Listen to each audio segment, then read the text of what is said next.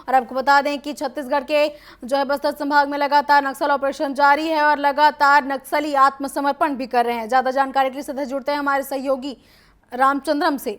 जी रामचंद्रम, जैसा कि एक बार फिर से कई नक्सलियों के आत्मसमर्पण की खबरें लगातार सामने आ रही हैं, तो अब तक कितने नक्सली आत्मसमर्पण कर चुके हैं?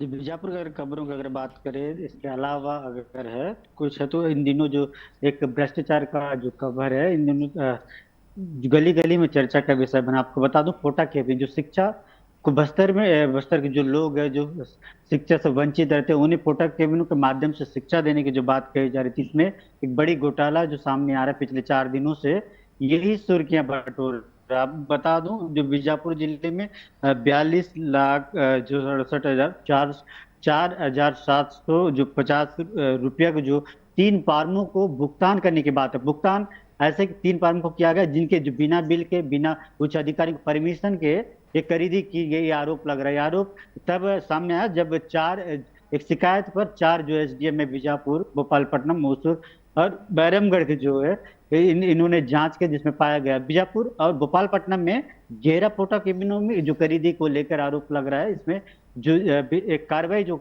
दोनों पर कार्रवाई, दो जो कर्मचारियों पर कार्रवाई, अगर कार्रवाई करने वाले कर्मचारी की अगर बात करें, जो समग्र शिक्षा सहायक जो जिला परियोजना अधिकारी है पुरुषोत्तम, जो जो है इन पर आरोप लगा था और एफआईआर भी किया गया। देखिए, एफआईआर के बाद जो जेडी जो ज्वाइंट डायरेक्टर जो है शिक्षा बस्तर जो है, उन एक ही कर्मचारी पर निलंबन की कार्रवाई की। वही अन्य जो एक कर्मचारी जिन पर एफआईआर हुआ है वो शिक्षा विभाग का बाबू बताया जा रहा है, जिन पर अब तक किसी भी तरह कार्रवाई नहीं हुआ है। देखिए, पहली रुझान है जिस तरीके से कार्रवाई इतने घोटाला की बात करें, अगर इस पे अगर बात करें, जो 2 ब्लॉक है बीजापुर और भोपालपट्टनम में, इसके अलावा अन्य जो ब्लॉकों में भी इस तरह की ही गतिविधियां है।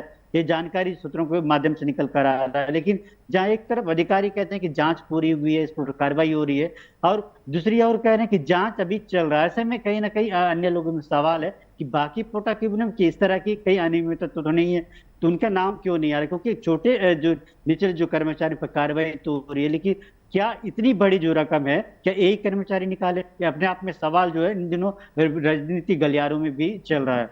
तो सवाल है, सवाल के साथ जो कार्रवाई है, कार्रवाई में पूरी निष्पक्षता किस तरीके से आने वाले समय में देखने को मिलेगा, जांच पूरा हुआ देखने वाली बात होगी। लेकिन कहीं ना कहीं ये सवाल जरूर खड़ा कर दे कि बस्तर में जिस तरीके से लाखों रुपया जो सरकारें बस्तर के जो आदिवासी क्षेत्र में जो बच्चों को शिक्षा को जोड़ने के लिए, उन्हें जो सामग्री उपलब्ध कराने के लिए जो राशि आवंटन की जाती है, उसमें किस तरीके से गोलमाल कर जो अधिकारी या कर्मचारी अपनी जेब भरने का काम करते हैं, ये कहीं ना कहीं इस जो आरोप पर जो सिद्ध हुआ है, इस पे कहीं ना कहीं सवाल खड़े कर रहे हैं। जी, इसके अलावा अगर दूसरी एक खबर की अगर बात करते हैं आप, तो बीजापुर जिले में जो महिला जो स्व सहायता समूह है नगर पालिका में, जहां पर एक बैठक करते थे, उस भवन पे 5 सालों से जो अन्य जो लोगों की ओर से कब्जा करने की बात कल निकल कर आया, और लगातार जो नगर पालिका उससे आवेदन देते समूह के लोग देखते 5 सालों से देते आ रहे हैं, ये जानकारी कल उन्होंने बताया। लेकिन जो अधिकारी इस तरह बिल्कुल अपना ध्यान दे नहीं रहे हैं, और वही जो कब्जादारी है वो ये भी कह रहे हैं कि कलेक्टर के धमकी वो देते हैं, ऐसा बताना। सवाल है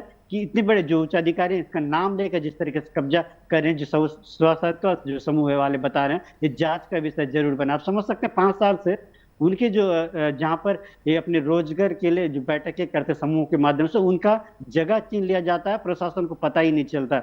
ऐसे में समझ सकते हैं जिला मुख्यालय की हालत, तो बाकी ग्रामीणों का क्या हाल होगा।